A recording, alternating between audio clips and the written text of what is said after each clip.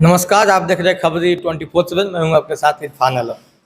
Bihar university का session 2023 और 27 का सिलेबस कुछ चेंज हुआ है और बच्चे असमंजस में पड़े हुए हैं कि आखिर सिलेबस में बदलाव क्या हुआ है। हालांकि हम लोगों ने कई प्रोफेसर प्रिंसिपल से भी बात करने का प्रयास किया, लेकिन किसी के पास इस तरह का कोई पुख्ता जानकारी नहीं था।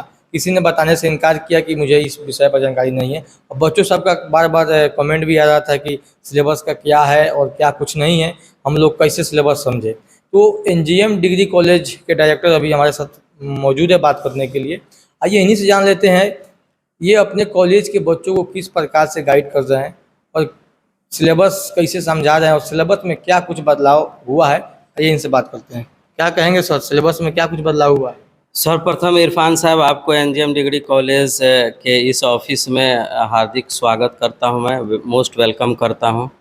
और साथ ही साथ आपने जो है बिहार यूनिवर्सिटी के सिलेबस से रिलेटेड बात किया है कि क्या बदलाव हुआ है, तो उस पर मैं कुछ आपको प्रकाश डालते हुए ये बताना चाहता हूं कि सिलेबस से पहले 3 इयर्स का प्रोग्राम हुआ करता था इरफान साहब, अब ये 4 इयर्स का प्रोग्राम हो गया है। जी।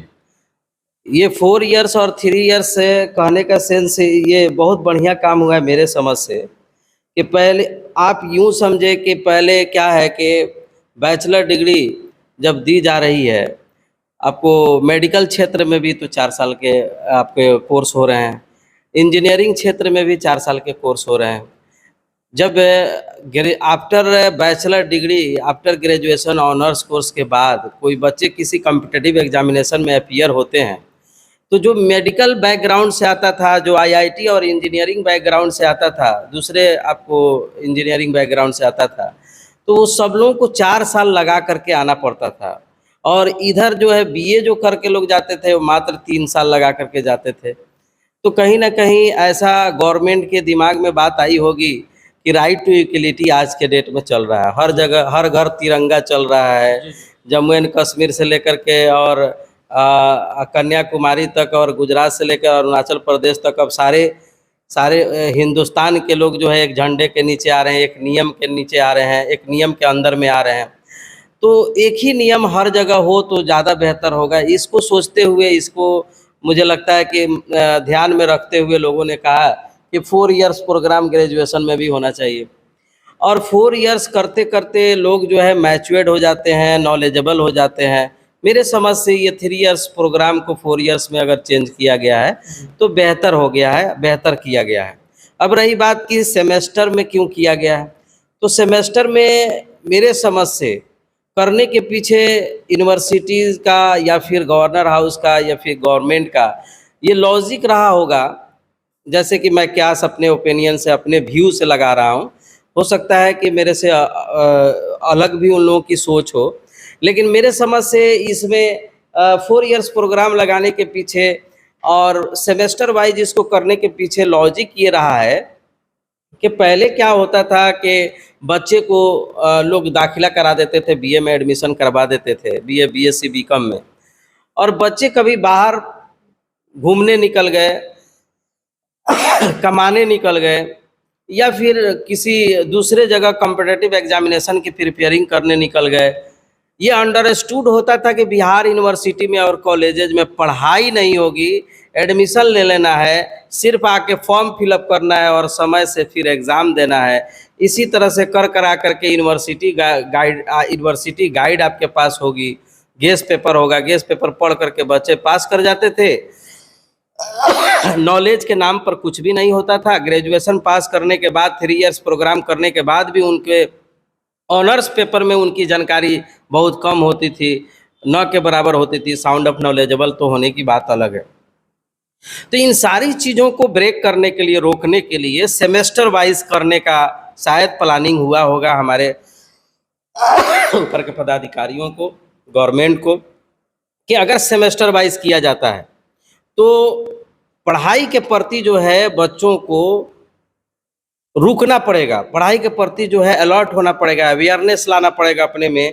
6 मंथ का ही कोर्स है, 6 मंथ में आपको फॉर्म फिलअप करना है, 6 मंथ में क्लासेस लेने हैं, 6 मंथ में आपको जो है एग्ज़ाम में अपीयर होना है। तो ये प्रोसेस जो है इतना इसमें कर दिया गया है कि कोई बच्चा अब चाह करके भी बाहर नहीं जाए, कमाने नहीं जाए, बाहर में अपना फिजूल का खर्च करने नहीं जाए, किसी कोचिंग इंस्टीट्यूट में दर-दर का ठोकर खा करके और पैसा लगाने नहीं जाए।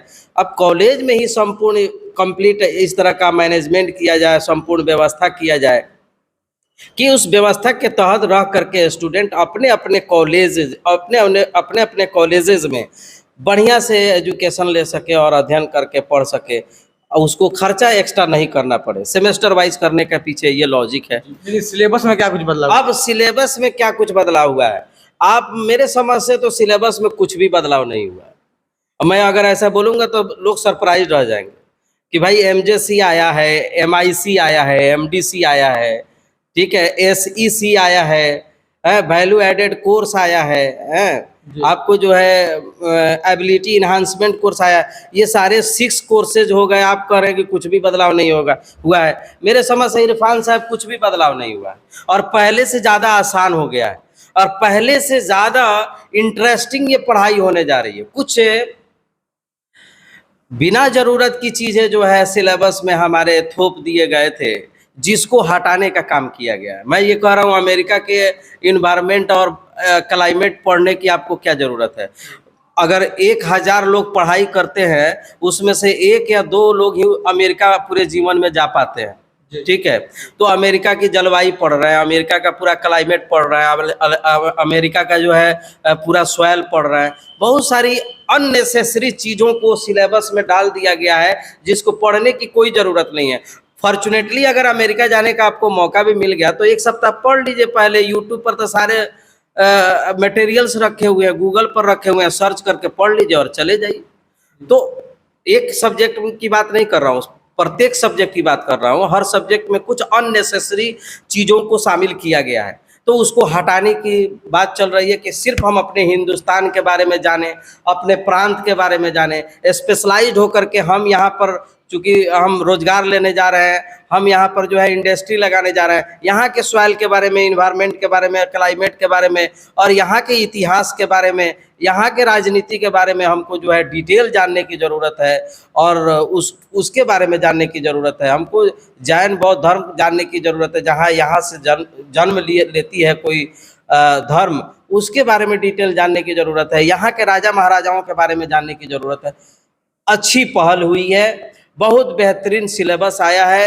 ये ठीक है कि हमारे पुराने प्रोफेसर्स जो रेस्पेक्टेड प्रोफेसर्स हैं, उनको फिर से पढ़ने की और कुछ जो है नोट्स एक्स्ट्रा बनाने की ज़रूरत पड़ेगी, तो पड़ेगी तो अच्छी बात है। प्रैक्टिस तो मैक्स परफेक्ट होता है, इंसान को प्रैक्टिस करते रहना चाहिए और उसको नोट्स बनाते रहना चाहिए, पढ़ते रहना चाहिए। टीचर वही बेहतरीन हो सकता है, बेहतर हो सकता है जो अब अपने भी सेल्फ स्टडी हमेशा करता हो। इरफान साहब, you never be constant in your life. If you are not becoming better in your life, automatically you will keep becoming better in your life. आप अपने आप को बेहतर बनाना छोड़ देंगे, ऑटोमेटिकली आप जो है बदतर बनना शुरू हो जाएंगे, क्योंकि जीवन निरंतर एक जैसा नहीं रह सकता है। समझ रहे ना?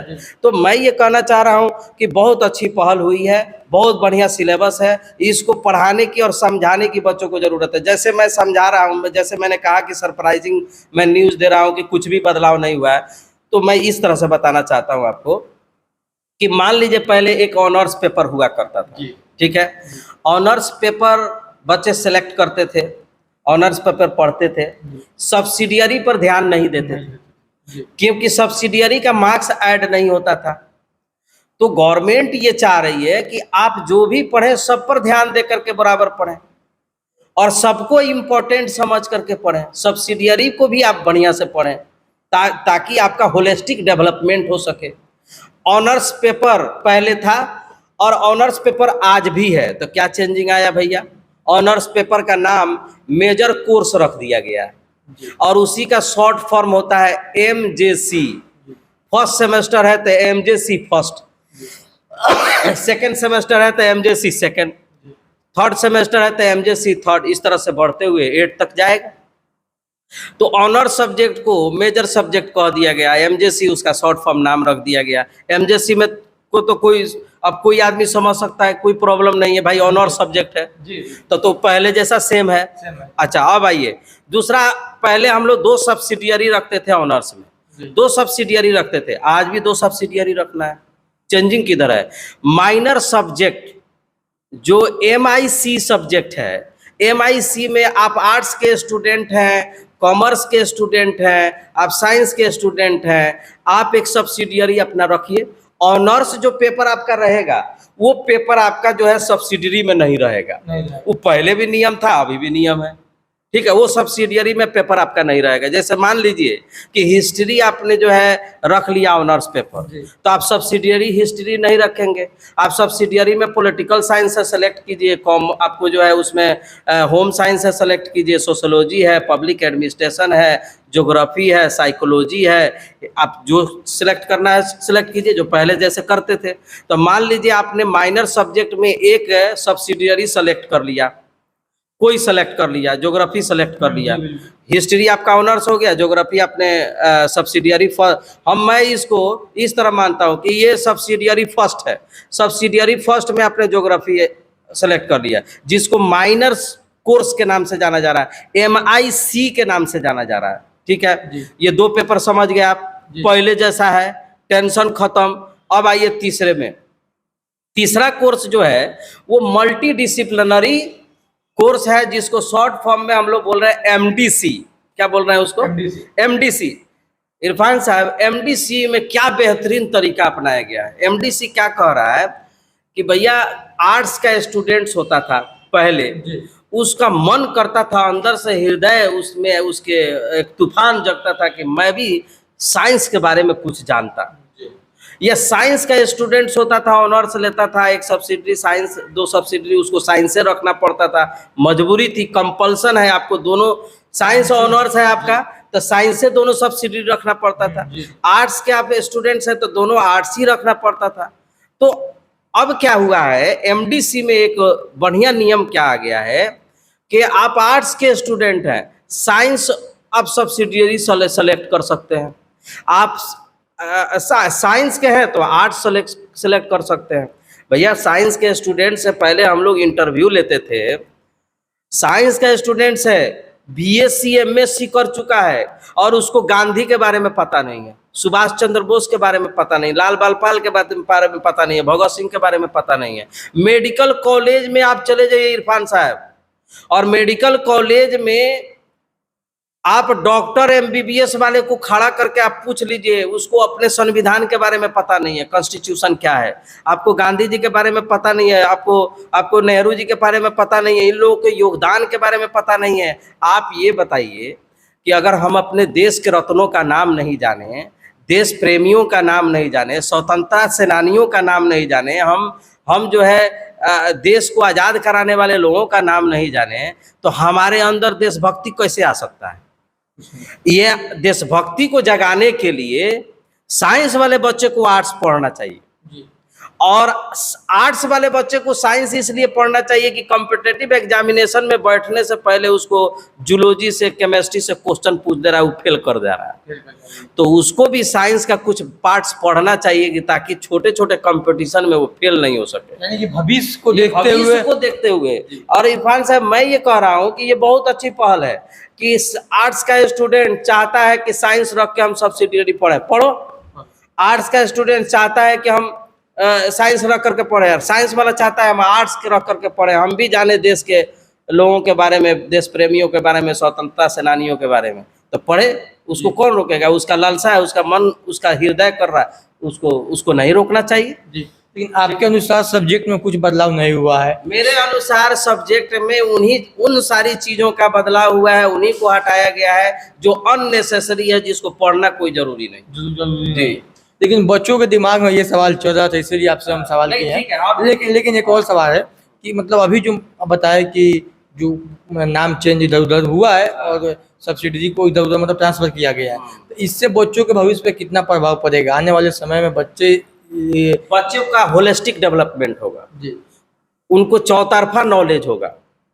उनको जो है पूरी तरह से संपूर्ण जो है नॉलेज होगा, अपने देश के बारे में जानकारी होगी, अपने देश के ज्योग्राफिकल स्ट्रक्चर समझेगा, हिस्ट्री समझेगा, एडमिनिस्ट्रेशन समझेगा, सोशल सिस्टम समझेगा, इकोनॉमिक सिस्टम समझेगा, अपना देश के बारे में सिर्फ समझेगा। उसको दूसरे के देश के बारे में जानकारी की क्या जरूरत है। यानी कि बच्चों के भविष्य के लिए बहुत अच्छी पहल है। हाँ, बहुत अच्छी पहल है। मैं और एक चीज और बताना चाहता हूँ, 3 पेपर मैं आपको जोड़ाया, लगभग 3 पेपर तो पहले ही जैसे है। अब सेम आप चौथा पेपर पर बात आ जाइए। चौथा पेपर हम लोग MIL एक रखते थे, जी MIL रखते थे। BA कर रहे हैं, ऑनर्स कर रहे हैं आप, सबके लिए एक MIL होता था, हिंदी पढ़ना है। आज भी MIL है, उसका नाम बदल करके रख दिया गया है ability enhancement course. Ability enhancement course उसको रख दिया गया नाम। तो ability enhancement course, ability enhancement AEC उसका नाम रख दिया गया है। AEC में आपको जो है हिंदी रख लीजिए, ऑप्शन दिया गया है। अगर आप उर्दू बैकग्राउंड से आते हैं तो उर्दू रख लीजिए, हिंदी बैकग्राउंड से आते हैं हिंदी रख लीजिए, आपकी इंग्लिश बहुत अच्छी है तो इंग्लिश रख लीजिए। 3 ऑप्शन दिया गया है। Which type of option do you like, you can select that according to you, no problem. आपको 3 ऑप्शंस दिया हुआ है। तीनों ऑप्शन में जो आपको अच्छा लगता है, 100 मार्क्स का है। पहले का 50-50 जो था पहले, जिसमें हमेशा रिजल्ट पेंडिंग में जाता था, हमेशा बच्चे परेशान होते थे, वो 50-50 हटा दिया गया। इरफान साहब बहुत बढ़िया काम किया हुआ है, बहुत बढ़िया काम हुआ है। 50-50 हटा दिया गया। पहले क्या होता था, 50 मार्क्स का बच्चा हिंदी रख लेता था, 50 इंग्लिश रख लेता था, और उसमें हमेशा फेल करता था, उसका रिजल्ट हमेशा पेंडिंग में जाता था। तो ये झंझट खत्म हो गया। MIL में आपको सॉलिड 100 मार्क्स का आप हिंदी रखिए, इंग्लिश रखिए या उर्दू रखिए, तीनों में से कोई एक रखना है। यानी कि देखा जाए तो नाम का चेंजिंग है साहब। और 2 चीज जो अलग से आया है, मान के चलिए 2 चीज अलग से आया है। एक आया है आपका स्किल इनहांसमेंट कोर्स और वैल्यू एडेड कोर्स। तो मैं आपको याद दिलाना चाह रहा हूँ, एक चीज बताइए कि स्किल इनहांसमेंट कोर्स और वैल्यू एडेड कोर्स जो 2 पेपर आपको एक्स्ट्रा पढ़ना पड़ रहा है, तो आपका ऑनर्स पहले 2 पेपर था कि नहीं? तो ऑनर्स में आप एक पेपर हो गया, तो एक पेपर के जगह पर ये 2 आप छोटी छोटी चीज पढ़ ले रहे हैं, तो क्या दिक्कत है? वैल्यू एडेड कोर्स में बताया जा रहा है ये कि भाई वैल्यू एडेड कोर्स जो है, आप जो है स्वच्छ भारत अभियान के बारे में पढ़िए। आप खेल कूद से रुचि रखते हैं, खेल कूद वाला आप एरिया चुनिए। आप डांस से, कल्चरल प्रोग्राम से, एथिक्स और कल्चर से आप रिलेटेड हैं, लड़कियां हैं, पेंटिंग से रिलेटेड है, और मतलब इंटरेस्टिंग उसका कोई एरिया है, पढ़ाई से अलग हट करके उस चीज को रखे। 4 साल बैठ करके क्या करेगी, अपना इंटरेस्ट का भी कोई चीज रख करके तुम उसमें आगे बढ़ो। यानी कि आपका जो मकबूल फिदा हुसैन कोई बन जाए, हो सकता है कोई जो है आपको बड़ा प्लेयर सचिन तेंदुलकर बन जाए। यानी कि सर इस सब सिलेबस के साथ साथ बच्चों के गोल का भी मतलब इसमें उसको एक्स्ट्रा करिकुलम है। ये क्रिएटिविटी बच्चों के अंदर लाने के लिए ये वैल्यू एडेड कोर्स लगाया गया, क्रिएटिविटी अंदर लाने के लिए। जैसे स्वच्छ भारत वाला प्रोग्राम है, आपको honourable prime minister Narendra Modi ji इसको जो है आगे बढ़ाया। हालांकि ये प्रोग्राम पहले से गांधी जी का दिया हुआ है, समझ रहे हैं ना। अब इससे रिलेटेड कुछ आप प्रोजेक्ट वर्क कीजिए, एरिया में घूमिए, कुछ काम ऐसा कीजिए, प्रोजेक्ट इस पर बना करके सबमिट कीजिए, इस पर अवार्डेड होइए आप। अच्छी बात है, अच्छी पहल है, होना चाहिए। अपने देश के प्रति आप जागरूकता, देश में अपना जागरूकता अभियान एक लेकर के आइए। अपने आसपास के लोगों को समझाइए कि खुले में शौच करना ठीक नहीं होता है, बीमारियों का घर होता है, ठीक है। स्वच्छ भारत में बहुत सारे टॉपिक्स हैं, उस किसी एक टॉपिक को लेकर के आप रिसर्च कर सकते हैं, आगे बढ़ सकते हैं, उसमें आप प्राइज ले सकते हैं, अवार्डेड हो सकते हैं। बच्चों के लिए आपका क्या संदेश रहेगा? एक और कोर्स है जो मैं बता देना चाहता हूं, बस एक और कोर्स बचा हुआ है। एक कोर्स है आपको स्किल इनहांसमेंट कोर्स। भैया तो ये कौन बुरा है, स्किल इनहांसमेंट कोर्स है तो क्रिएटिव राइटिंग। बच्चे लोग जो है देखिए, आपको जो है इतने बड़े आदमी, गांधी जी जब इंडिया से 1893 में साउथ अफ्रीका जाते हैं केस लड़ने के लिए, वहाँ लोगों को, अब क्या क्या हुआ वहाँ वो लंबी कहानी है, लेकिन वहाँ जो देखे लोगों का राइटिंग, क्रिएटिव राइटिंग, तो बड़ी प्रसन्न हुए थे और कहे कि काश मेरा भी राइटिंग इतना बढ़िया होता। तो उन्होंने सोचा कि मैं करता हूँ, लेकिन फिर उनको इसका आभास हुआ कि पक्के घड़े पर मिट्टी नहीं चढ़ सकती है, अब मेरा एज समाप्त हो गया है। अभी आपका अंडर ग्रेजुएट है, आपके पास एज है, अगर राइटिंग आपकी पुअर है, आपके पास आपको जो है लैंग्वेज और लीडरशिप करने नहीं आ रहा है, आपको स्पोकन पावर आपका वीक है, तो आपको गवर्नमेंट चाहती है कि आप बिहारी नहीं कहलाए, आप राइटिंग स्किल अपना डेवलप करें, अपना लैंग्वेज डेवलप करें, आपके अंदर लीडरशिप होना चाहिए। इसको डेवलप करने के लिए आपको स्किल इन्हांसमेंट कोर्स आया है, SEC, जो 100 मार्क्स का ये भी है, जिसमें 7। अच्छा, मार्क्स के मामले में क्या है, मार्क्स को ऐसा डिस्ट्रीब्यूट कर दिया गया है कि अब मैक्सिमम बच्चे फेल नहीं होंगे, फेल होने का चांस बिल्कुल खत्म हो गया। बच्चे कह रहे हैं कि हमको जो सेमेस्टर में पढ़ना है 6 पेपर पढ़ना है, ये नहीं देख रहे हैं कि गवर्नमेंट ने दे दिया कि कॉलेज को 30% मार्क्स मैं देता हूँ। 6 पेपर हो गया। एक बार फिर से हम लोग इसको रिपीट कर देते हैं। पहला ऑनर्स पेपर जो था वो MJC हो गया, मेजर कोर्स हो गया। पहला सब्सिडरी माइनर कोर्स हो गया आपको, जिसको MIC कहते हैं। सेकेंड सब्सिडरी MDC हो गया, मल्टी डिसिप्लिनरी कोर्स MDC हो गया, और MIL हो गया आपका, उसके जगह पर उसका नाम हो गया आपको एबिलिटी इन्हांसमेंट कोर्स, ठीक है, AEC हो गया नाम उसका। 2 एक्स्ट्रा आपको पढ़ना है, और 2 इरफान साहब एक्स्ट्रा पढ़ना है। वो एक आपका ऑनर्स पेपर जो हट रहा है, विदेशी लोगों का सारी चीज पढ़नी थी उसमें, वो चीज जो हट रहा है, उसके जगह पर 2 चीज लाया गया है, स्वच्छ भारत अभियान। एक पेपर आपके राइटिंग सुधारने के लिए, लैंग्वेज सुधारने के लिए, आपके अंदर छुपा हुआ जो हनुमान जी है उसके अंदर की शक्ति को उभारने के लिए, लीडरशिप आपके अंदर लाने के लिए। बड़े बड़े आप सेंट्रल यूनिवर्सिटी में चले जाए इरफान साहब, वहाँ बच्चा ग्रेजुएशन करता है तो एक बेहतरीन नेता जो इतना बढ़िया नहीं बोल पाएगा, उतना बढ़िया से आपको JNU का बच्चा बोलता है, DU का बच्चा बोलता है, जामिया मिलिया का बच्चा बोलता है, हिंदू विश्वविद्यालय का बच्चा बोलता है। हमारे विश्वविद्यालय में इस तरह का लीडरशिप करने के लिए बच्चों का अंदर लैंग्वेज पावर नहीं, वर्ड पावर नहीं है, उनके पास स्किल, आपको राइटिंग क्रिएटिविटी नहीं है। यानी कि इस जो सब्जेक्ट में बदलाव हुआ है, हाँ। इससे जो अभी ये बात सारी बताया जाए, ये सब कमियां पूरी हो जाएगी बच्चों की। सारी कमियां पूरी हो जाएगी। मैं तो बोला ना इरफान साहब, होलिस्टिक डेवलपमेंट हो जाएगा बच्चों का। तो होलिस्टिक डेवलपमेंट के लिए सोच करके गवर्नमेंट इसको लॉन्च की है।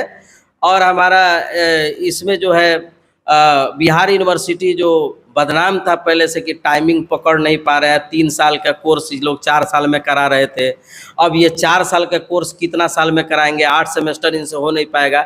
लेकिन मैं आपको सरप्राइजिंग न्यूज़ दे रहा हूँ इरफान साहब, ये इतना ट्रेमेंडस इम्प्रूवमेंट, जितना इम्प्रूवमेंट बिहार यूनिवर्सिटी में हुआ है टाइम को लेकर के, इतना इम्प्रूवमेंट तो मुझे लगता है ओपनली मैं बोल रहा हूँ किसी यूनिवर्सिटी में नहीं हुआ है। Tremendous improvement. बिहार यूनिवर्सिटी जैसी यूनिवर्सिटी 100% ऑनलाइन हो चुकी है, पूरा 100%। हम लोग को काम करने में भी खूब मजा आ रहा है। पहले क्या होता था, एक छोटी छोटी बात के लिए यूनिवर्सिटी दौड़ना पड़ता था, अब यूनिवर्सिटी दौड़ने की बात ही नहीं। आप एक लैपटॉप लीजिए, कंप्यूटर सिस्टम पर आदमी बैठा हुआ है, सारे प्रॉब्लम यहीं से सोल्व हो रहा है। आपको 1 घंटा में प्रॉब्लम सोल्व, कितना भी बच्चे का प्रॉब्लम है सब प्रॉब्लम सोल्व। सेशन कंप्लीट होगा ना सही समय पे टोटल। मैं तो कह रहा हूँ कि भैया अभी एडमिशन हुआ है, अभी फर्स्ट सेमेस्टर का एग्जाम होने जा रहा है, हम लोग इंटरनल असेसमेंट का एग्जाम हम लोग स्टार्ट कर रहे हैं। तो मैं ये कह रहा हूँ इरफान साहब, अच्छा इसमें क्या है, ये 600 का अब हो गया, पहले 500 का था, अब 600 का हो गया। 600 में 420 मार्क्स यूनिवर्सिटी देगी, यूनिवर्सिटी उसका एग्जाम लेगी। एक पेपर में 100 मार्क्स है, 70 मार्क्स का यूनिवर्सिटी अपने तरफ से एग्जाम ले रही है, और 30 मार्क्स अब हम लोगों को दे दिया कि कॉलेज वाले लोग एग्जाम लीजिए। अब बताइए, हमारा स्टूडेंट है, ओपनली आपके माइक पर तो ये सब बात नहीं बोलना चाहिए, लेकिन अब हमारा स्टूडेंट, हम उसको पढ़ा रहे हैं 30% में, उसको तो हम चाहेंगे जितना ज़्यादा से ज़्यादा मार्क्स दे दें। जी, समझ रहे हैं ना। मुझे लगता है 25 मार्क्स तो नीचे अब किसी को आएगा भी नहीं। तो ये आपको 25% मार्क्स हो गया, तो अब क्या समझ रहे हैं, अब आपका तो बल्ले बल्ले हो गया ना। अब तो फेल होने का बहुत कम गुंजाइश है, रेयर केस है फेल होना। यानी कि बच्चों के भविष्य का पूरा इसमें ध्यान रखा गया, ध्यान रखा गया। बहुत बढ़िया है, बहुत बढ़िया सिलेबस है, बहुत बढ़िया सिलेबस है। और ये बेस्ड हो गया चॉइस बेस्ड क्रेडिट सिस्टम पर आधारित हो गया, चॉइस बेस्ड CBCS आपको सिस्टम पर आधारित हो गया, चॉइस बेस्ड क्रेडिट सिस्टम। अब बच्चे को पहले क्या होता था कि मार्क्स दिखा करके उस बच्चे को जो है ह्यूमिलिएट किया जाता था, वो ये मानवता के खिलाफ है। किसी बच्चे को हो सकता है आइंस्टाइन को इरफान साहब आपको जो है स्कूल से निकाल दिया गया था, जो आपको जो है इतना बड़ा साइंटिस्ट हुआ, फिजिक्स का फादर ऑफ द फिजिक्स कहा जाता है। एडिसन जो बल्ब बनाया उसको जो है कॉल स्कूल से निकाल दिया गया था। इतना बड़ा भुलक्कड़, इतना मंद बुद्धि का बालक, उसको कह करके बताया गया, इतना बड़ा साइंटिस्ट हो गया। मैं कह रहा हूँ कि बच्चे को उसके मार्क्स से उसको नहीं तौला जा सकता है कि कल का भविष्य में कितना बड़ा आदमी हो सकता है। मान लीजिए किसी को 500 मार्क्स में 400 आता था, 450 आता था, तो लड्डू बंटवाता था। ठीक है, गार्जियन खूब खुश होते थे, मार्क्स पूछते रहते थे, मार्क्स कितना मार्क्स है आपके बच्चे का, कितना मार्क्स आया आपके बच्चे का। यहाँ ग्रेडिंग आपको जो है ग्रेडिंग सिस्टम कर दिया गया, A+, A, B+B, इस तरह से किसी को जनरली मार्क्स पता नहीं चलेगा और किसी को ह्यूमिलिएट नहीं किया जा सकता, किसी को नज़रअंदाज नहीं किया जाएगा, मार्क्स दिखा करके उसको फजीहत बेइज्जत नहीं किया जाएगा, उसको जो है स्टूडेंट्स को ये सारी चीज़ें हर भगवान ने गार्बेज बनाया ही नहीं है। कुछ लोग कहते हैं ना कि कबाड़, भगवान ने, अल्लाह ने जो है गार्बेज बनाया ही नहीं है, कबाड़ बनाया ही नहीं है। दुनिया में सबसे बेहतरीन जो स्पेसीज हैं, प्रजाति हैं, सबसे बेहतरीन प्रजातियों में से इंसान को, मनुष्य को ऊपर वाले ने बनाया, वो गार्बेज कैसे हो सकता है? सर लास्ट में बच्चों के लिए क्या मैसेज रहेगा? लास्ट में मेरा मैसेज यही रहेगा कि आप इधर उधर जाना छोड़ दें, कोचिंग इंस्टीट्यूट छोड़ दें, जब तक ग्रेजुएशन आपका चल रहा है। कॉलेज आपको सपोर्ट करने के लिए तैयार है, पढ़ाने के लिए पूरा अपना फुल पैकेज लेके उतर रहा है कॉलेज। प्रोफेसर्स हैं उसके पास, असिस्टेंट प्रोफेसर्स हैं उसके पास, आपको प्रोजेक्टर है, टीवी है, सारी फैसिलिटी कॉलेज मुहैया कर रहा है। बच्चों से मेरा जो है इंस्ट्रक्शन है, अपील है, निवेदन है कि बाहर जाकर के ट्यूशन भटकने की ज़रूरत नहीं है। जब तक तुम्हारा ग्रेजुएशन चल रहा है, एक जगह कहीं पर स्टे हो जाओ, स्टेबल हो जाओ और कॉलेज का रुख करो, कॉलेज में क्लासेज लो, कॉलेज में पढ़ाई करो और अपना होलिस्टिक डेवलपमेंट करो। ऑनर्स के बाद ही कहीं जाना हो तो जाओ। जी मेरा ये कहना। एग्जाम कब से ले रहे हैं आप? मैं आपको कमिंग सैटरडे से एग्जामिनेशन स्टार्ट जी। तो हमारे साथ इंजीनियरिंग डिग्री कॉलेज के डायरेक्टर इखलाक अहमद जी हैं। हालांकि जो भी हमारे जहन में सवाल था, सारे सवालों के जवाब दिए हैं सर। लेकिन बच्चों के जो दिमाग में था कि भ्रम था कि सिलेबस चेंज हुआ है, लेकिन ऐसा कुछ नहीं है। आप इस पूरा वीडियो को देखिए और समझिए, और एक बार में समझ नहीं आता है तो आप 2 बार में देखिए, लेकिन आपके लिए, आपके भविष्य के लिए ये वीडियो महत्वपूर्ण है, आप इसको जरूर देखिए।